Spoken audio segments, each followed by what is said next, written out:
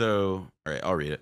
When Trump aides sounded out Israeli officials in early February about the possibility of engaging directly with Hamas, the Israelis advised them not to do it, particularly not without preconditions. Israel found out through other channels that the U.S. was moving ahead anyway.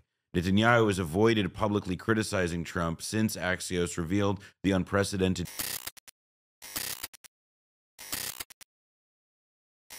And this morning, a top Hamas official spoke to CBS. All right, we're gonna talk about, dude, that's crazy. That's a crazy thing that I never thought I would ever hear. A top Hamas official talk to CBS. That's crazy. That's a crazy thing to hear, man. Wild. Another sign of the changing times. Community gifted subs implies the existence of streamer gifted subs. Will you be gifting subs soon? No. I welcome the Oilers gifting the subs. Yeah, CBS are all terror sympathizers. Yeah, I'm sure they'll come after CBS sometime soon. They'll be like, wow. CBS is Hamas. Yeah, CBS is also, CBS is Hamas. It's true. It's correct. Cancel CBS. CBS News about talks to extend the ceasefire in Gaza after President Trump's chief envoy... Bill Morgar, thank you for the 10 gifted subs. Hype train, level 3, baby. Explain what the president meant by his so-called last warning to Hamas. Deborah Patta has more on Steve Witkoff's comments to reporters at the White House. I think there's going to be some action. With 100 big ones! It could be jointly with the Israelis. It's unclear right now, but I think Hamas has an opportunity to act reasonably, to do what's right, and then to walk out. But senior Hamas official Mushir al-Masri says they have no intention of leaving. And while they don't want to rule Gaza after the war, they will not disarm, he said, until there is a Palestinian state. Yeah, that's insanely valid. The most valid statement of all time. Like, what are we doing here? What kind of... I mean, it's valid for Ukraine to have a similar... it's valid for Ukraine to say the same exact thing. Okay? Just as it is valid for... Palestinians to say the same exact thing. Hamas is a legitimate resistance movement, he said, and we won't abandon our weapons.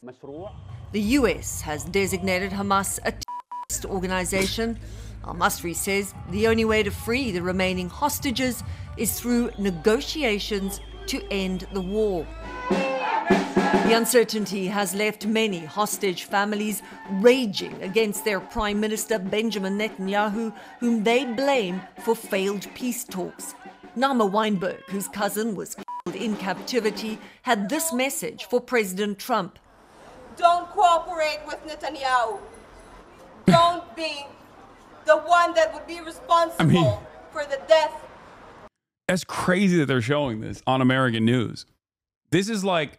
For the past 16 months, if I were to ever bring this up, it had to be from like Haaretz. Like, I mean, it is. I mean, a huge chunk of it now just seems that it's like Hamas is talking to them. We're allowed to take seriously the idea that there's like pressures on this conflict that exist outside of like whatever like Netanyahu and the White House agree is allowed to be discussed. And like, by the way, it's not because like, again, like, Trump and Netanyahu have suddenly created this space on their own initiative for like this sort of thing to exist. It's like the combination of, I mean, the fact that like, I mean, just how events have played out, like where they're at the state of the conflict, where they're at with like the state of the conflict in Gaza. They're also talking about how Israel is fucking up the bag a little bit. Yes. So that's like, there's also that too. There's like a nature, there's, I mean, now, I'm not waiting for the New York Times to write that. Once the New York Times starts writing about it like that though, it's over. You know what I mean? Israel is done. They might as well shutter the operation. Okay. Like this is the last bastion of unfettered, unrestricted Hasbara. So we'll see. RIP Adblock. I know, dude. Look at Bob's Furniture. Wait, what does this do? Filtering mode complete. Basic, optimal, complete. That's good. Max it out, baby. Yes. Okay, I don't want to see more. What is this? More to discover? Expand to see more. No, I don't. I don't want to see it. There it is. Moon Bitch Supreme. Thank you for the 20 gifted subs. I don't want to hear from chat every single moment that I have issues. Every single person loves coming in and telling me that I should be using Brave or whatever. Like, stop, okay? I don't want to hear it. Let's just continue. Those that are are still alive there. In Gaza, despair has replaced the relief over the initial ceasefire. Israel has blocked all aid to the more than 2 million Palestinians there. Most cannot survive without it. Rihan Sharab is trying to find joy amidst the misery, turning discarded aid cartons into Ramadan lanterns. We're not asking for anything more, she said, than the life we used to live before this war. President Trump not only threatened Hamas, but the entire population of Gaza this week, warning them to release the hostages or face death. His envoy, Steve Witkoff, says he will visit the region in the coming days. Nate? Interesting. I mean, I am, you know, there's now it's looking this like wasn't aired in the U.S. Yes, it was. Apparently, one of Netanyahu's coalition partners, one of the Orthodox parties, is going to leave. Like, there may be like some measure of like we'll see. I'm curious. I mean, I'm curious. Wait, overdrafting them? Is that what the? I didn't see what the final straw cited was, but I imagine considering that's been the biggest grievance, I wouldn't be surprised. Oof. How could CBS Mornings not be aired in the U.S.? Yeah, no. This is 100% a U.S. aired. This was aired in the United States. Yeah, you're wrong. See, Columbia Broadcasting Service. Actually, they're only airing in Peru today. Yeah, it's Peru Day at CBS. But yeah, scoop. Israel objected to secret U.S. Hamas talks and tense call between Netanyahu's right-hand man and Trump's envoy, Barak Ravid. You know, Israel's very own. That is like the one thing you're really not allowed to tell Trump, that you can't talk to somebody. Yeah. I mean, actually, but Trump is never. Also, who the f is BB to say that about anybody in the U.S.? Like, also, Trump is never really liked Benjamin Netanyahu anyway. It's not like I don't think that there's any. I don't think that they have any love between them. Money that he gets from Miriam Adelson, like he doesn't give a shit. No, and also like Netanyahu is. There's a really good documentary that I watched. I think it was called like King Bibi or something. It's an Israeli documentary. But it's just like it tells a story of Bibi, like you know, his own background, whatever. But it ends. Nobody likes this piece of shit. No, but nobody. It ends with Trump and Melania coming to Bibi's house for dinner, and and they're all like, and it is such a one-way like glazing. Yeah, it is like a Krispy Kreme factory in there. It was insane, and the impression that you get of it is that like they're both men who like on the whole are extremely conscious of like who wears the pants in the relationship. The problem though is that like eventually, as is evidently now happening, that like Trump was going to run into eventually wanting to do something for himself and for his administration that would conflict with Netanyahu. And whereas Biden was like, oh, you know, we'll give you anything, we'll roll over, like, you know, like whatever. Like that's just not Trump's approach. Like setting, you know, I mean, it's a crazy world we live in, but it's the truth. It's undeniable. Yeah, I like maybe Trump's pettiness might work in favor of Palestinians, but it doesn't seem to be the case because every time Benjamin Netanyahu undermines Donald Trump, he just throws a flashbang in the middle of the conversation by being like, "I'm gonna kill all the Palestinians dead. I'm gonna kill them super hard, harder than anyone's ever killed them before." Like every time Benjamin Netanyahu f***s him over, instead of doing the Biden thing, which is to be like, oh, I'm going to give him a stern talking to.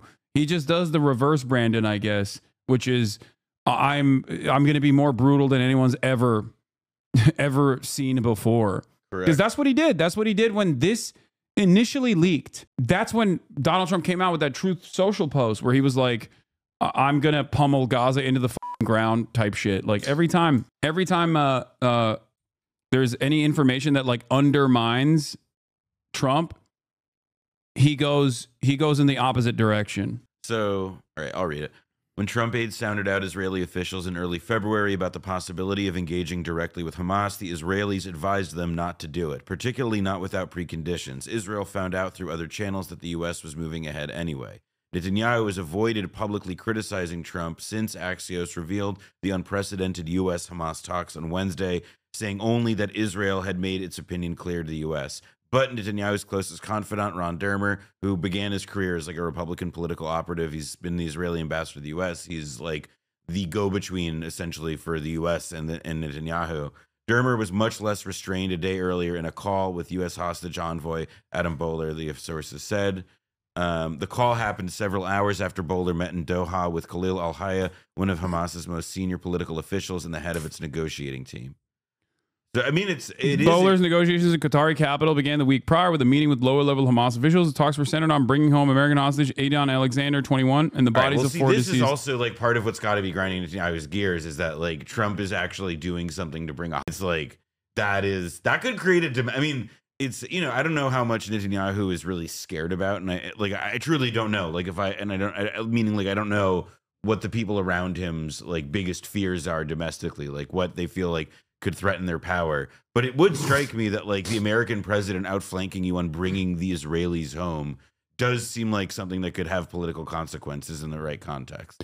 The U.S. message to Hamas was releasing the U.S. hostage would go a long way with Trump, who would then press for a broader deal that could involve a long-term truce, safe passage out of Gaza for Hamas leaders, the release of all remaining hostages, and the end of the war. This part is really funny to me because that right there is, again, like Western thinking, where they still have not learned the lessons at all, where they're like, no, these guys want to escape. They want to They want to escape. Really, they have like a telling a Palestinian. Oh yeah, like it's like Sinwar was look at him, he's such a schmuck for getting like caught. Yeah, or when they were lying over and over again about like Yahya Sinwar being like he's probably in Doha by now. Oh yeah, or no, he's on the beach. He escaped through the tunnels. He's sipping caipirinhas. Like the one thing that Palestinians won't do is fucking leave, okay? That's the thing that they just cannot comprehend. It's so, like, I get why an Israeli person, like an Israeli politician would think that. I get why an American politician would think that, because they're like, why the fuck would I get into trouble? Why would I put myself in the line of fire? These guys don't want to leave, okay? That's why Yahya Sinwar died fighting, rather than chained to multiple hostages, as the Israeli media previously had claimed, as though Israel shows restraint in terms of killing their own hostages. I gotta say though, like it is again, like not to just constantly like seem like I'm praising Trump and relative to Biden on this stuff, but it is just crazy how the eye of the Trump administration is like, we need to bottle this shit back up. And, you know, even though we love Israel and we love, we love Zionism, we love the settler project or whatever, but the idea of like this war as a thing that like they've got to, put the cork on is like such a different approach to how like the first year plus of this conflict was being managed from the US. And that's because that's how it was happening. They were managing it. They weren't even, there was not even, I mean, it feels so psycho just how many arguments we had with people over, the extent to which like, oh, can Biden really apply pressure or whatever? And it's like, yeah, I mean, take a look at what goddamn Donald Trump is doing. Yeah. I do think that Trump's petty narcissistic nature might actually cause a little bit of a dent in the seemingly impossible to shake allegiance that we have to Israel. Like, because it's previous reports have shown that Trump is not exactly super fond of Netanyahu. There was a point where when Netanyahu, I think, celebrated the Biden victory, that he like even called him a fucking asshole or something. So, that. But this is where it's like his interest in like gaining momentum domestically by being like, see, I brought out an American captive, like I'm the peacemaker. I mean, and also I think it's from the perspective of just like when you don't have an outcome of like we need to give Palestinians freedom, which is not fucking Donald Trump's perspective here, but the idea is like instead, what are the deliverables here? What are the things that I can actually get out of this? Yeah. What can I demonstrate as like a political victory on the broad category of Israel-Palestine shit? That both sides, Republican and Democrat, would prospectively like, and to me, that's more or less what's that seems, at least on this specific narrow part of it, because obviously it doesn't seem like Trump is doing anything to restrain Israel when it comes to the Syria shit. Like there's all sorts of ways in which Israel is very clearly not being restrained. Yeah, there's this moment from 2021. Trump the first person that congratulated Biden was Bibi Netanyahu, the man I did more for than any other person I dealt with. Bibi could have stayed quiet. He has made a terrible mistake, Trump said, according to Axios, as Trump referred to Netanyahu by his nickname. Netanyahu was very early, like earlier than most. I haven't spoken to him since. Fuck him. Yeah, I mean they're tight now. Don't get they're tight now, but also it does show that one will abandon the other if it's necessary. Yeah, Trump's criticism of Israel's Netanyahu draws strong condemnation from GOP rivals. There's that moment too where Trump at a rally said Netanyahu let us down just before the U.S. killed top Iranian General Qasem Soleimani. This was before people were positioning themselves at that time to like the first quote right there criticizing him as DeSantis. And it's there was still that time when people were trying to position themselves and be like, well, how do you do Trumpism without Trump? And that was before that became obviously like a non-starter. And what was it? What did he call? What was the nickname for Ron? Pudding Ron? Oh, yeah. Pudding Cup Ron or something? Yeah. I don't know. He said, did he say meatball? That was a banger, but then he didn't do that. Yeah. Bro, Meatball Ron. Look, I need you to understand the depravity and the dehumanization that my biggest haters who are Sex Pestiny fans, like long-term Sex Pestiny fans, put themselves through. This motherfucker has been following since 2019. I just unbanned him, chatters. Okay? Actually, _OB says, hey man, when are you and Steven doing another IRL stream? When that guy sent that first message, somebody who was like 14 is like now like halfway through college. Somebody who was like in 8th grade is now like halfway through college. Yeah. And he has not stopped hate watching consistently since then. since I was like, yeah, dude, this dude is defending saying the N-word to like his black podcast co-host. Like, this is insane. And he has locked in, just hasn't stopped. Look at this. Most of us are here to laugh at you, homie. You're like one of the cringiest commentators on this platform. You're so woke, man. Wow, man, you're a dog shit human. Wait, he was saying woke in 2020. That's yeah. I mean, we've been woke around these. I didn't know your woke game like that. Yeah, I'm glad you're not for this gross amount of wealth in one person though. ... Right, Hasan, who hosted. Are you going to respond to a single point made in Ethan's video or just ramble about nothing? Hasan might be the goofiest cunt on this website. Why is this a lib thing? Are you unwell? Hasan is the most brain dead commentator on this platform. Crazy people get their political opinions from him. Comes back to check in. Fingers crossed you get permaban, man. Have a bad day. Oh shit, I'm back. Hey, I'm locked in. Rent free, baby.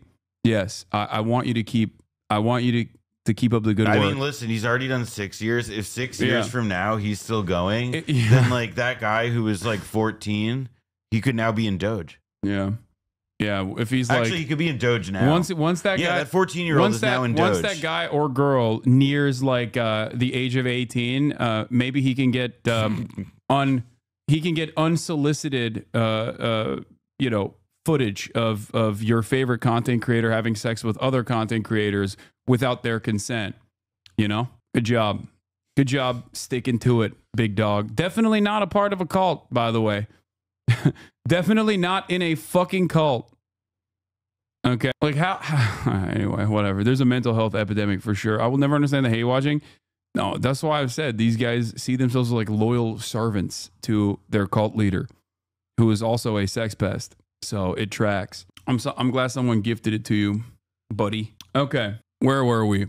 Oh, so in a shock announcement, Abdul Malik al-Houthi has announced that if Israel does not reallow aid into Gaza in the next 4 days, the Yemenis will restart the blockade in the Red Sea, by the way. As you guys know, they stopped it. Mysterious. I thought that they were just invested in the piracy of it all. I thought that their whole goal was to just do piracy, right? That's what everyone was saying. Even though they weren't doing that prior to the genocide in Gaza. And they did stop it when the ceasefire was implemented. But now that the humanitarian aid going into Gaza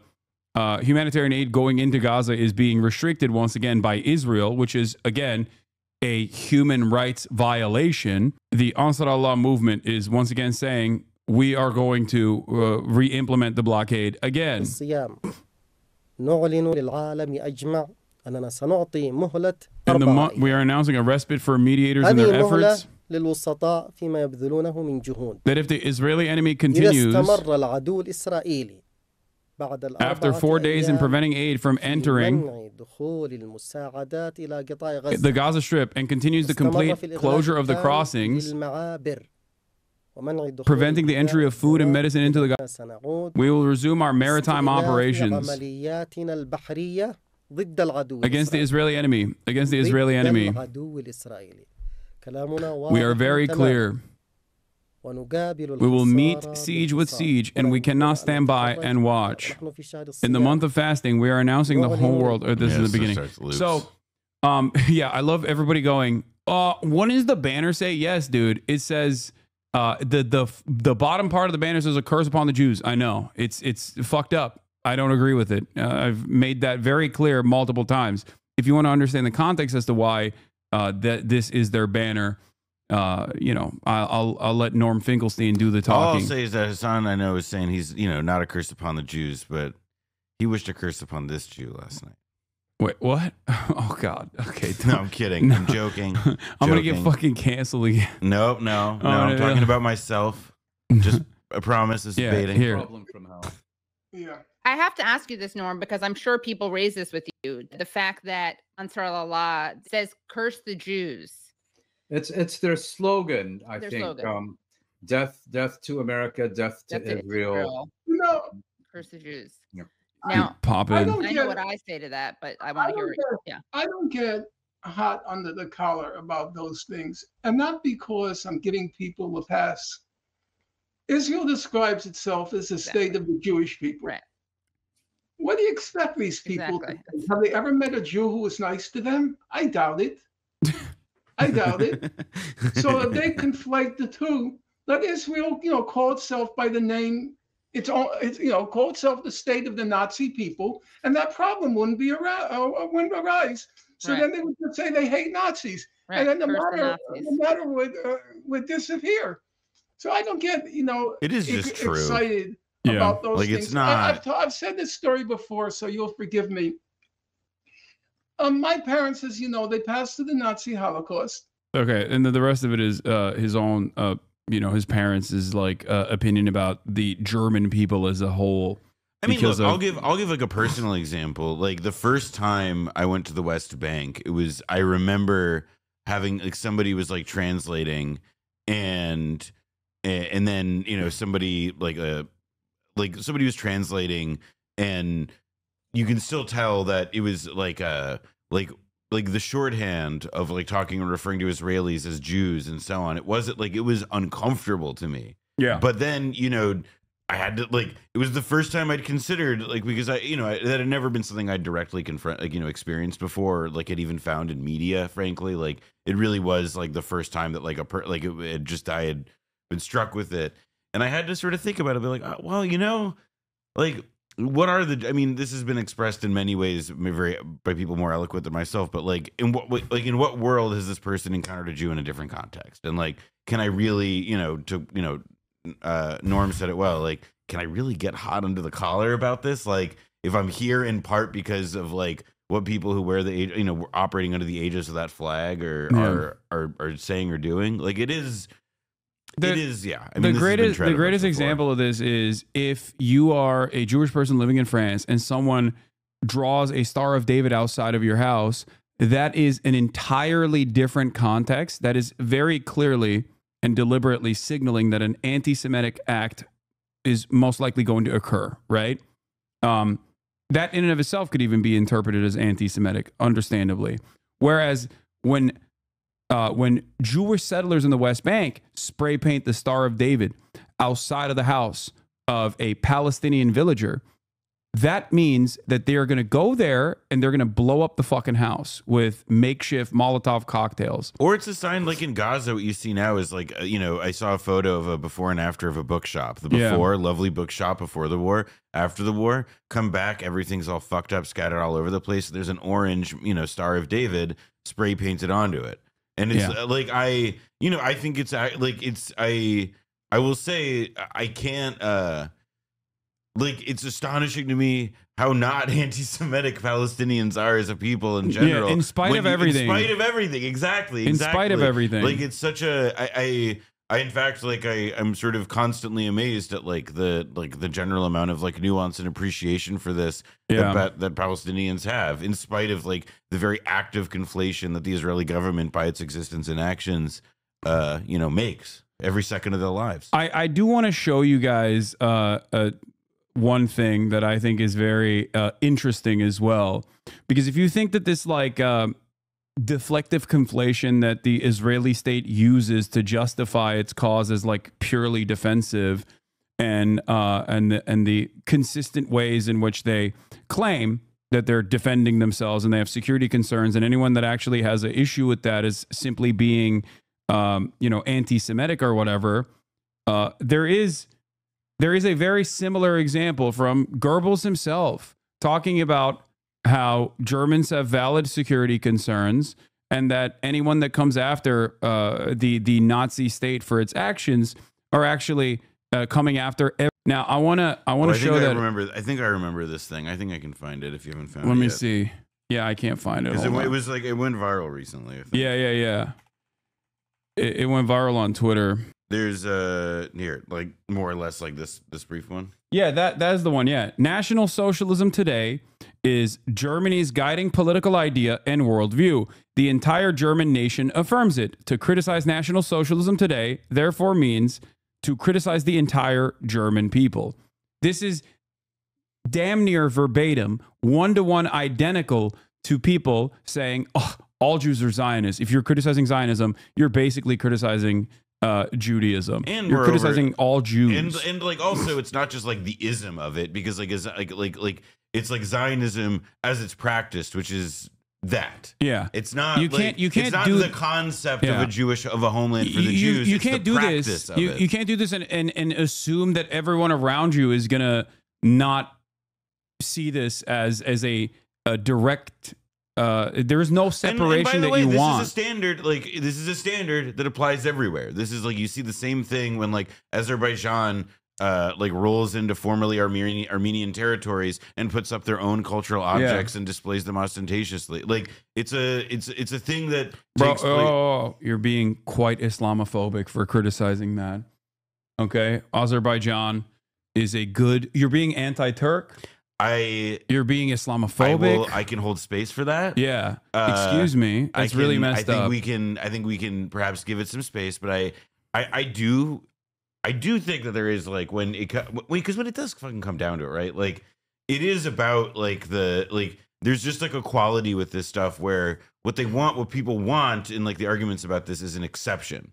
They know what these images suggest. Yeah. They know the historical meaning of them, like the import that when you see this kind of shit, that it suggests like ethnic cleansing is going on, mass murder is going on. But like, no, what they want is an exemption that says actually in this context, maybe it makes sense. Yeah, and it gets more purchase and legs than like, which is the same defense who does like anybody who does this shit makes. It just gets further along than others are allowed to. Israel has turned like thousands of years of Jewish history, like, and religious iconography into fucking different versions of the swastika, and then they complain and say, "How dare you? Like, how dare you? How dare you say these things? How dare you get mad at us? You must be anti-Semitic for behaving this way."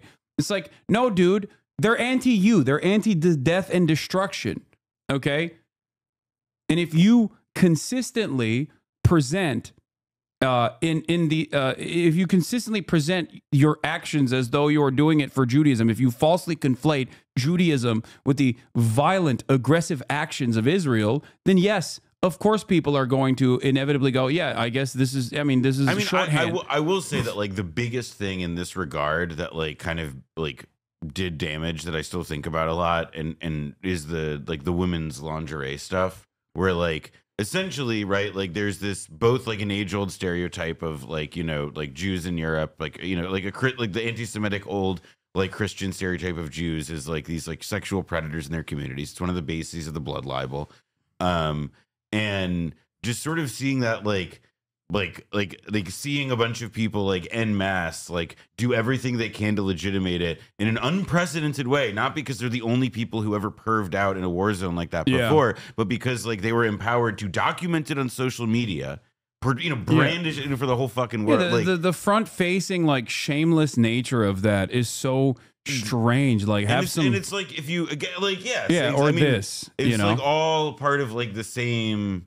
Like again, and you can't do this and then go, how dare you put the Star of David on a fuck Zionism poster? That is the most anti-Semitic thing I've ever seen. Okay? That's it. It's ridiculous.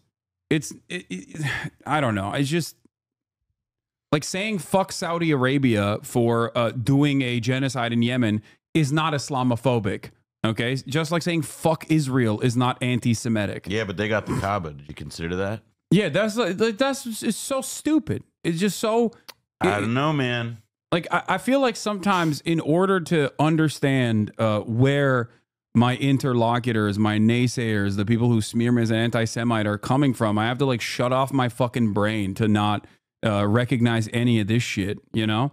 Yeah, KSA is the biggest culprit of this too, with stinky ass Wahhabism and the way that they make, the way that they claim Houthis are kuffar. Yeah, I mean, they just got all the smoke for the Shias, yes. I mean, this is like, and America has a hand in that though. Seymour Hersh in like the 2000s, he wrote this awesome article for New Yorker. I forget the headline. It might be, the thesis of the article was that like you could look at America's policy in the Middle East and America's policy in the Muslim world, and you could broadly say that America was trying to engineer a geopolitical realignment that favored Sunni Islamic countries over Shia Islamic countries. Yeah. And there is like, you know, it's obviously it's a pretty simplified version of it, but when you use that kind of frame, what it does allow you to see is like, yeah, like the ways in which like American policy ends up encouraging these like really aggressively essentialist ideas of like Islam or Judaism and the people who practice them and like who they have to be treated as like authentic representations of it. Yeah. Let me see where. What are you looking for, that girl? I'm just looking for the OG quote, like where the full. Hold on, just type the quote in. I am doing that. Put it in quotes. This is not. Yeah. Oh yeah. This is Goebbels on the United States. Oh wow, that's a little on the nose. Yeah. Here, look. Here's Joseph. Here's Joe. Also, I want to say Joe this. I want to say this for Hassan's behalf before we read. We're reading this because we think it's bad. Okay. I mean, yeah. We're not fans of Joseph Goebbels, and we think it's bad. Yeah. All right, continue. Here. The American press has the noble right to complain about Europe. It makes vigorous use of this right, particularly when Germany is involved. National Socialist Germany is a thorn in its eye. The Third Reich has always been the target of its mockery, hatred, lies, and slander since the 30th of January 1933, especially from that part controlled by the Jews. The American press takes particular pleasure in criticizing Germany on the grounds of humanitarianism, civilization, human rights, and culture. True. It has every right to do so. Its humanity is shown in most vivid form by lynchings, which is, again, also kind of funny because, you know, they obviously tracked closely Jim Crow laws and whatnot because they were like, this is awesome. We should do that. Precisely. I mean, it's also like you can see like, isn't it interesting how like disingenuous argumentation is like the eternal like arguing style of right wingers of all time. Yeah, meth head debate perverts, a consistent through line throughout history that I just fucking hate. Its civilization is shown in economic and political scandals that stink to high heaven. Its human rights are displayed by 11 or 12 million unemployed who apparently chose to be so. And its culture exists only because it's always borrowing from older European nations, such as a nation of whatever. He's like dunking on America. And then he goes, the American press replies to our complaints by saying that it has nothing against Germany, only against National Socialism. That is a poor excuse. National Socialism today is Germany's guiding political idea and worldview. The entire German nation affirms it. To criticize National Socialism today, therefore, means to criticize the entire German people. Well, but here the thing is that like within Israel, right? Like Zionism is, and as it's a German phrase for it, or like how like they conceive of stuff like this, like a Staatsräson. Like it's a logic, it's an ideology of the state. They support it, they endorse, like it's a accepted like reasoned in society. But it's like what that speaks to, right, is like part of the problem with Zionism in the first place, because it ends up like creating this essential category, staking what was previously not like, again, like what was like a population spread across, you know, I mean, like dozens of countries throughout the world, but now essentially like in the post-Holocaust world has staked the like category of Jews to the activity of the state here. So it's like essentially realizing, like fully affirming that logic that Goebbels is laying out there. Evan, who is Jewish, you are literally a Jew-hating Nazi. The real analogy here is, I don't hate the Jews. I don't hate Jews. I hate people who support genocide, which is the equivalent of saying, I don't hate Muslims. I hate people who support genocide. Do you see how supporting genocide is independent of religion? Yeah, this was the original post. I don't hate the Jews. I hate Zionists is the equivalent of saying, I don't hate Muslims. I hate the vast majority of Muslims. I mean, look, it is like, it's a real issue that like Jewish liturgy, like Jewish scripture, and you know, like there is like the end of the Passover Seder, right, concludes with like the line next year in Jerusalem. And so in the hands of people who like aren't willing to appreciate that, like perhaps like this, you know, millennia old expression of, you know, of religious culture or whatever is not literally a guidebook for how the world should look in 2025, like it's a problem. That there's not like, you know, that it seems like also so many people over have given to these hyper simplistic interpretations of Jewish history and culture. It's nauseating. Yeah, it is very frustrating once again. And you have shameless charlatans like this. Are you going to vacation at the new Gaza Strip once it's built? Like, you are, bro, Trump is straight embarrassing. America's done. Trump P very small. Like, the people's attitude towards this kind of like horrifying cruelty. All the federal workers need to learn to code. Yeah. People's attitude towards this like horrific kinds of cruelty is just like, you act as though Obama's a national treasure. You act as though this stuff will never impact you, okay? You make it so hard for me to advocate for your well-being. You know what I mean? It's just, it's insane. How are you any different than these fucking Nazis, you know? How are you any different than these groypers? Liberal groyperism is real, I think. It's crazy. The liberal groyper is something Felix must have invented. Yeah, he did. he cooked that. He does talk about the liberal groyper, and I think that's still his like steam. I mean, he's a scholar of groypers, period. Yeah.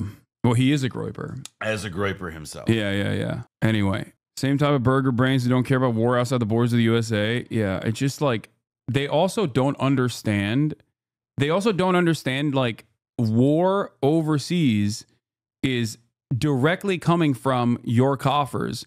Money that could be spent on building roads. Okay, that's why I brought the Eisenhower "Give Peace a Chance" speech or whatever. I've talked about that before, and it's not like Eisenhower was a good dude, you know. Oh yeah, well he talks. It's like he leaves the White House. I mean, well that's like a case though of like, imagine a guy just like helped like murder an entire family in a house, and like as he's leaving the house and like wiping the blood off his hands, he's like, you know what we should really be concerned about? Violence in our society. Like, he's totally right, but it's sort of like his credibility is a little annihilated by the time he's talking about it.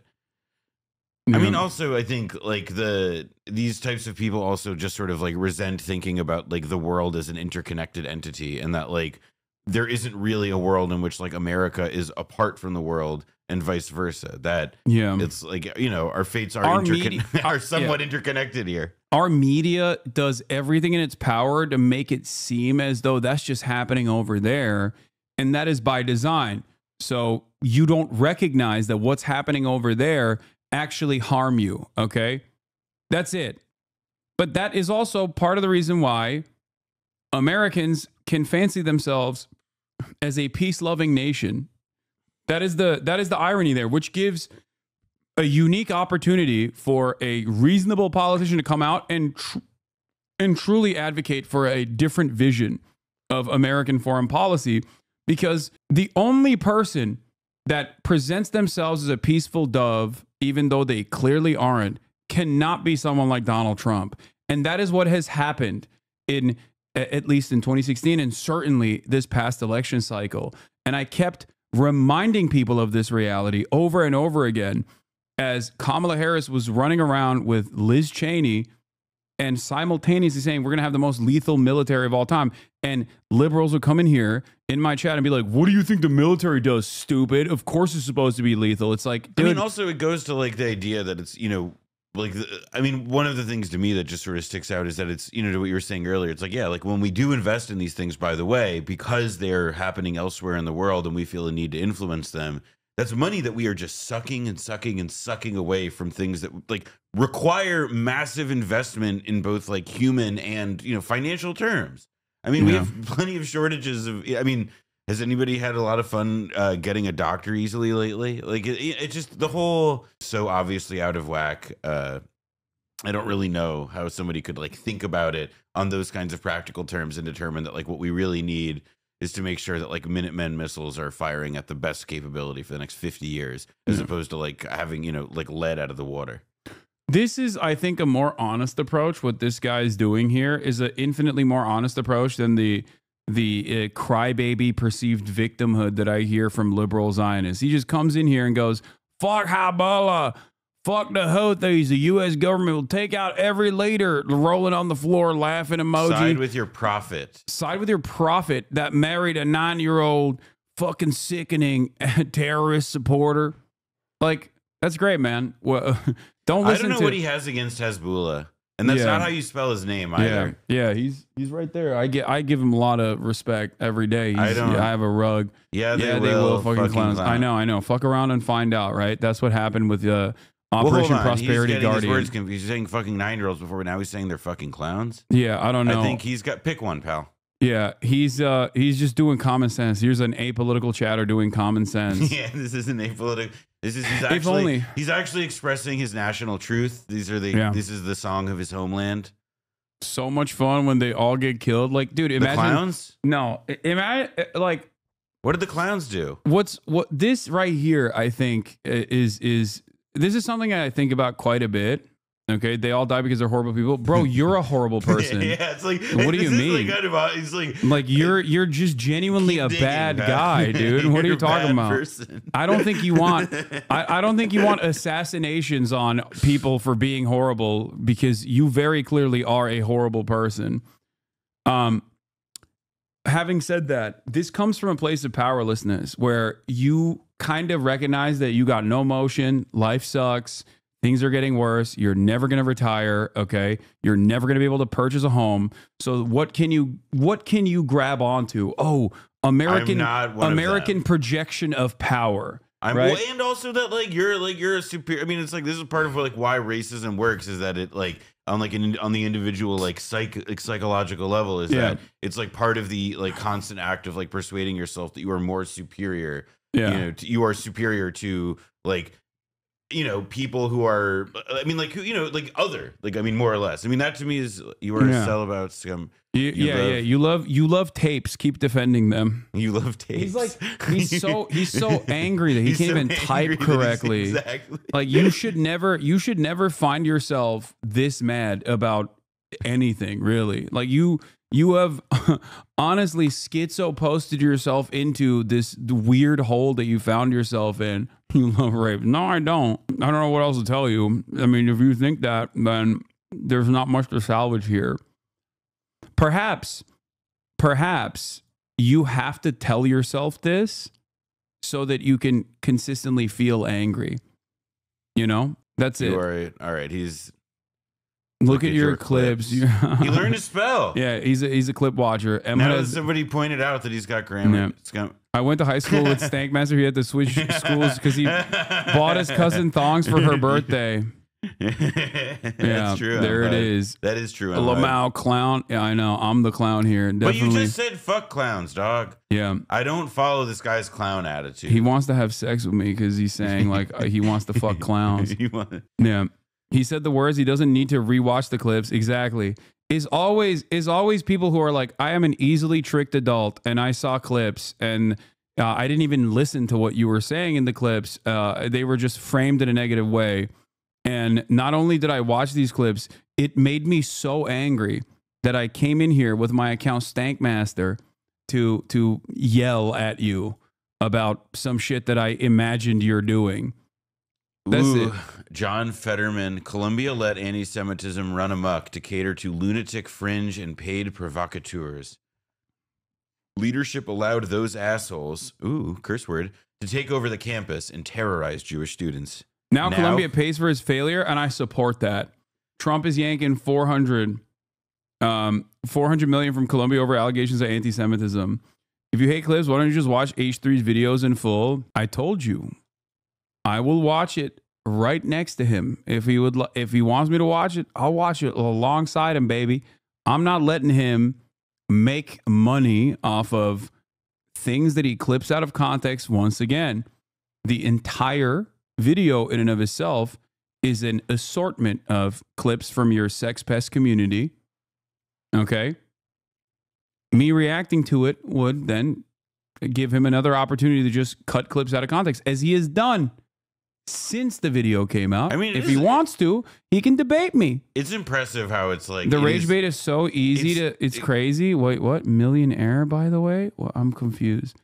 Why this is my favorite thing that haters do to me, where they come in and they're like, people only watch you because you're fucking hot, dude.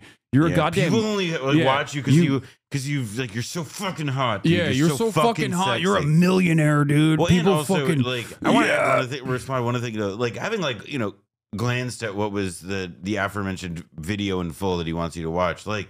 It's like three out of context children stacked in a trench coat and called to something more comprehensive than it is. Like, I showed Noah a piece of it this morning because I'm still entertaining whether or not I should do a response, because there's so much like unfettered Hasbara in it.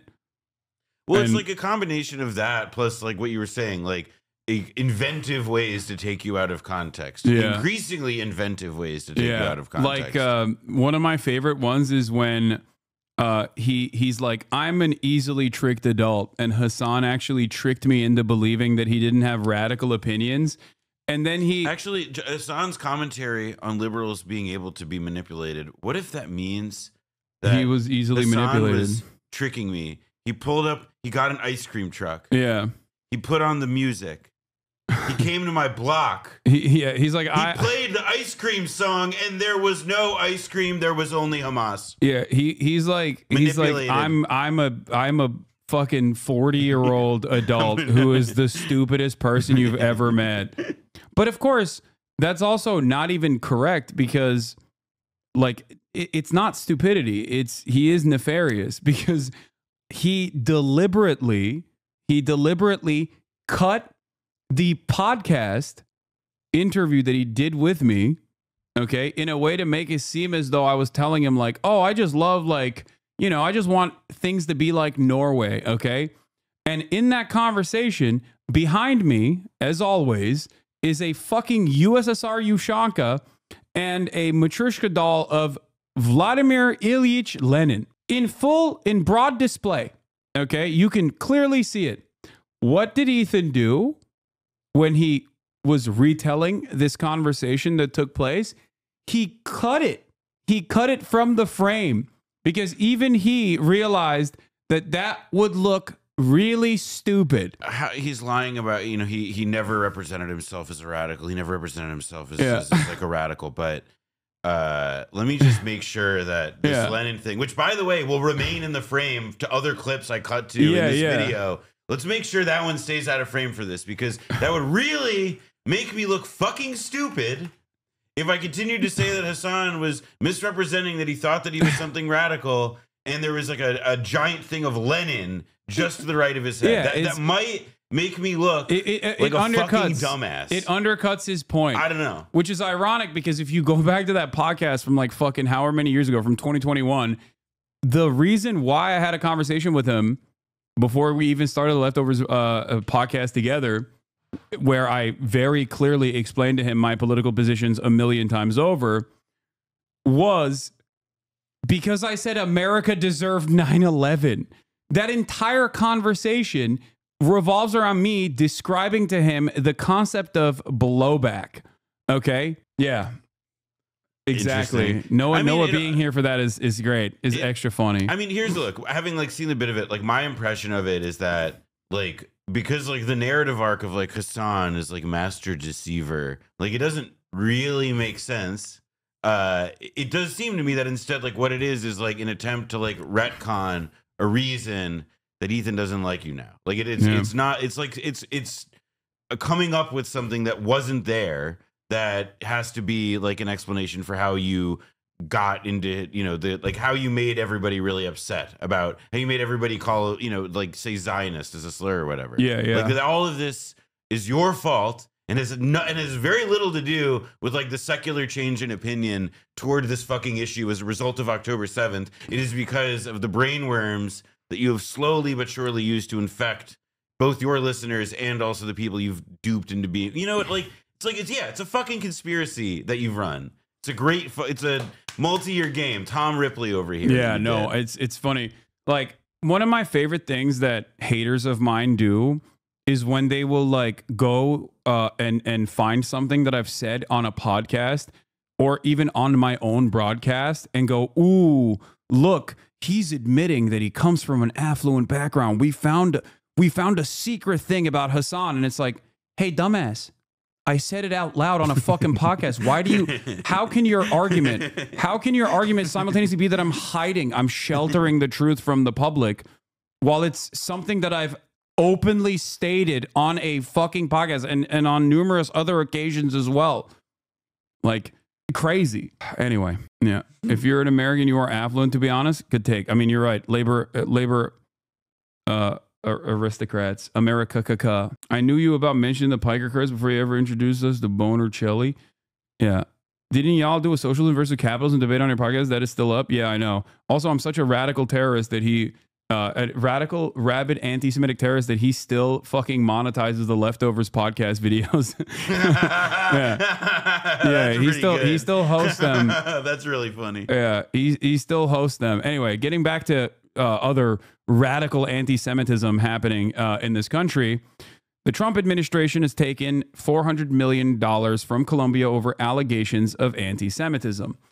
This is a part of, I would say, it's a part of Project Esther, which was the Heritage Foundation operation that paired along with Project 2025, where they were going to actively target, any sort of. Was it Heritage?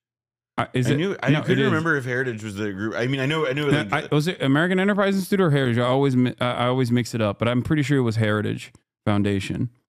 Canary Mission offshoot. That's what I thought. I didn't think that I feel like was I mean, maybe it was, but no. It is Heritage, but like they're basically trying to do like Canary Mission style actions. I mean, my impression was always too that they like saw the ground that they got with 2025, and they're like, this is like an amazing blueprint for how we should be doing things on all of like our big issues from now on, which is like come up with these master plans and because everybody needs a plan. Maybe something will get taken up. Evidently, this did. What? If you criticize me, you must like Trump and think America is great. When will you act your age and genuinely address the real criticisms you have instead of playing up a caricature to purely entertain? You know what? Actually, you know what? I will say, I think that is like literally what somebody should say to Ethan. Like straight up. That's the exact. Yeah. When will you act your age and generally? Yeah. Except it's like. Except instead of saying if you criticize me, you must like Trump and think America is great. Someone should ask him why he thinks all of his critics, including his former fans, why he considers them all to be rabid anti-Semitic terror lovers. Because that's what it is. He stubs his toe and it's like, well, this is anti-Semitism. Also, I never said that. I don't know what you're talking about. If you criticize me, you must like Trump and think America is great is not, Well, I think it's just awesome to like to demand that somebody stop caricaturing their opponent's positions by caricaturing your position. Yeah. That's a pretty good way to ask. He owned me. Yeah. And what I do love about these guys though is that they never actually have like the criticism. It's just vibes based. Well, yeah, because also like the criticism is not a criticism, it's a disagreement. Yeah. And it's like really hard to say, like to turn like I disagree with you into like something that's like a stirring fucking like thing. He goes, no real response as usual. No real response. What's there to respond to? What is there to respond to? Where's your plan, Elizabeth Warren? Tell me what we should respond to. I asked the question, like, what are the issues? Like, what is the real criticism you have of me? And you went, no real response as usual. Only further typical loony lib to not being quizzical about what it is that's being asked of you. Well. Yeah. Also, yeah, Noah, you are getting a little wild after fucking only 3 streams where I've pulled up like a couple of these losers every now and then. But yeah, if you have a real criticism, you can let it be known, instead of just vaguely gesturing to the bad vibes overall. I mean, I am having sympathy that it is like this stuff does cross your eyeballs at different points throughout the day. Yeah, I mean, 1,000 times a day. Anyway. I love you. I love it. You go too fucking easy on these people? No, because if I go too hard, then they clip it. And then they post the clip compilations being like, oh, look at how mad he is at his own chat, bringing up reasonable criticisms over and over again when there's no criticism to be fucking had. You know? This was funny as well. We're going to get to this too. But before I do that, of course, DOJ, HHS, ED, and GSA announced initial cancellation of grants and contracts to Columbia University worth $400 million. Okay.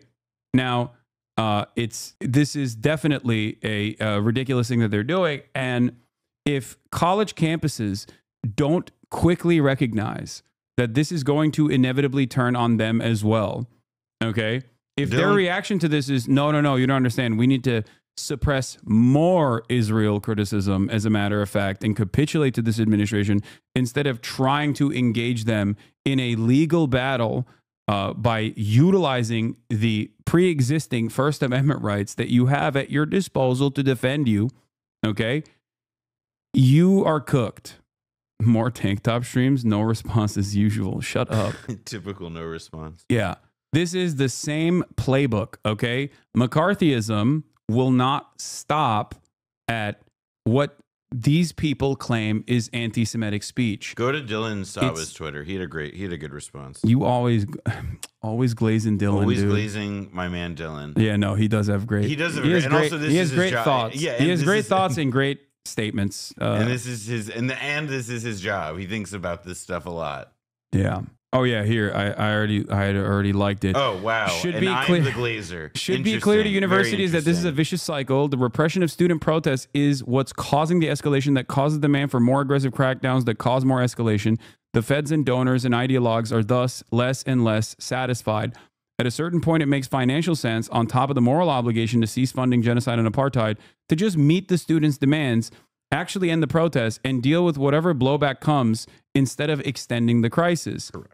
Because the cancellation, a joint governmental task force on anti-Semitism, announcing the cancellation of $400 million of federal grants to Columbia University with an announcement that more cancellations of grants will follow because they claim that Columbia is not hard enough on their student protesters. And this is, by the way, this is a starting pistol. This is a way of signaling to like the rest of the fucking this is what we could do to you. I mean, granted, like I'm not. It is really hard for me to imagine like what they can do besides like a somewhat more intensified version of what they're already doing, which is to just like harass anybody who says anything about Palestine in public. You know. What? But the claim is that if enough people believe criticism of Israel is anti-Semitic, by definition is anti-Semitic. But enough people believe that criticizing Israel is anti-Semitic that if by definition becomes anti-Semitic as minority groups define their oppression. Time out. Minority time out groups. The hate. Time out the hate. Minority groups define their oppression is like not. That is itself like a bit of a glib simplification. No, he doesn't believe this person. Cool. He's just saying that that's like. Also, Zionism is not a minority position, okay? It is not a fucking minority position. It is a fascist ideology that is the majority position in this country. Why? Not because of Jewish people, but because of Christians. The overwhelming majority of evangelical Christians and Christians alike that offer religious justifications for Israel's existence in the violent ways in which it exists. That's it. So it's not like a minority position. It's unironically even by the glib liberal standards of like a minority should not let the majority define, is better suited when, and something that I actually brought up when talking to Ethan the last time we ever had a debate on this stuff, where he ended up crying at the end of it because he thought that this chat was too mean to him, calling him a Zionist, which he said was anti-Semitic. Now he also says 90% of Jews are Zionists. So if you call a Jewish person a Zionist, then you're anti-Semitic. But also if you even criticize Zionism, you're also anti-Semitic because all Jews are Zionists and you're using Zionist as a substitute for Jew. That is literally the argument that he brought forward. So the real minority in this circumstance would be Palestinians. Okay. the real victims in this circumstance are the Palestinians. They are the ones who are harmed by Israel's actions, by Israel's ethno-supremacist, ethno-religious supremacist ideology. Okay? They are the ones who set and dictate the terms. That is the conversation that we had about from the river to the sea, Palestine will be free. Okay? Ethan considered that to be a bridge too far. He considered that to be anti-Semitic. That was my red line. I said, I'm not going to back down from this. I'm not going to allow people who defend Israel to dictate the terms of what that emancipatory slogan means, because that is identical to saying Black Lives Matter means you want to kill white people.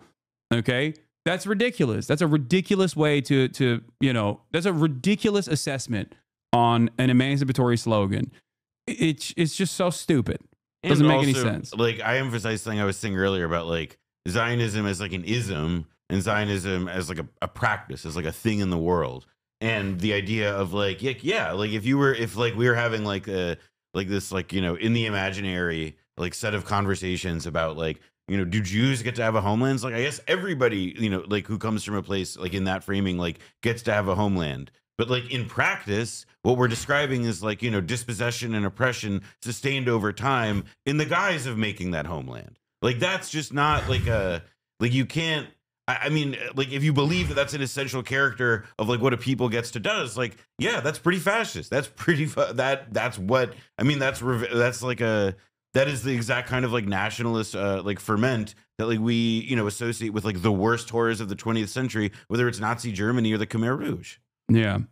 The third Barnard student has been expelled after U.S. Department of Justice announces it will investigate Colombia. In attempts to appease Zionist donors in the U.S. government, Barnard College has expelled a third student by circumventing anti-corruption measures established after 1968. Harlem, New York. On the afternoon of February 28th, Barnard informed a third student that they'd been expelled for allegedly protesting the university's investment of genocide and allegedly participating in the occupation of Hinds Hall. This comes after the expulsion of two students the week prior for allegedly disrupting a Columbia class called History of Modern Israel.